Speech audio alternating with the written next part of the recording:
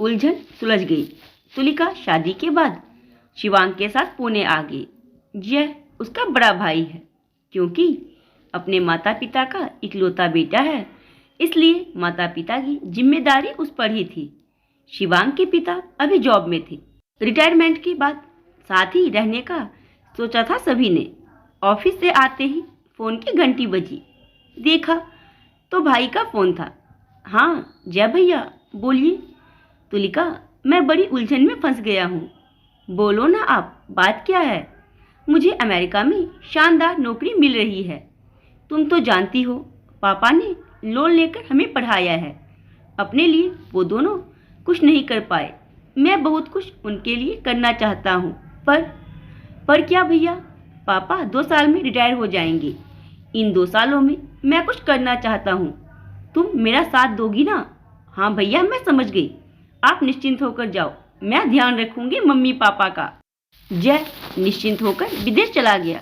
Tulika phone से लगातार अपने माता पिता, सास ससुर सभी का ध्यान रखती। जय भी रोज ही माता पिता से बात करता, उनकी हर जरूरतों का ध्यान रखता। इसी तरह 2 साल बीत गए। जय की शादी हो गई, पिता भी रिटायर हो गए। अब परेशानी यह थी कि माँ की तबीयत गड़बड़ रहने लगी। जय के ऊपर लोन की जिम्मेदारी थी और भी खर्चे थे, जिनके लिए उसे तगड़ा पैसा चाहिए था। अभी उसका विदेश में रहना भी जरूरी था।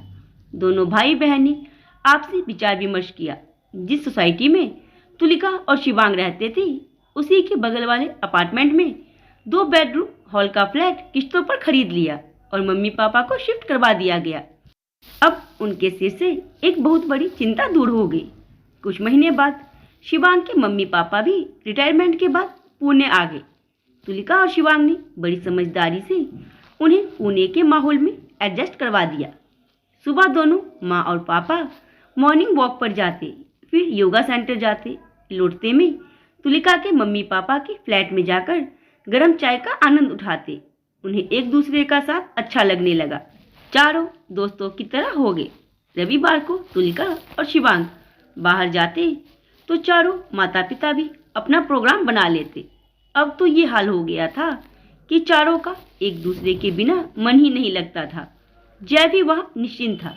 तुलिका की वजह से वो भी माता पिता का सही तरीके से ध्यान रख पा रहा था। बच्चों ने चारों धाम का रिजर्वेशन करवाया और पूरी तैयारी के साथ यात्रा पर भेज दिया।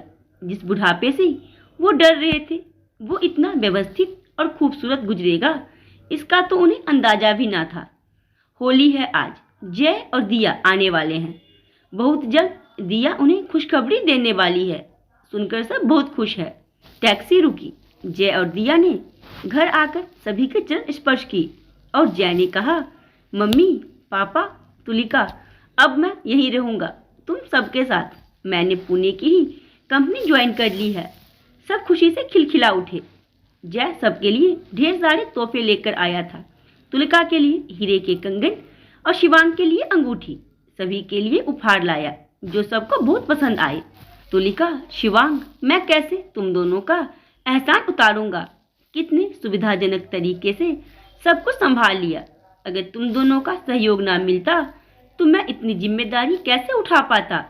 वो दोनों मुस्कुराते हुए बोले, ये हमारा परिवार है तो संभालेंगे भी हम ही।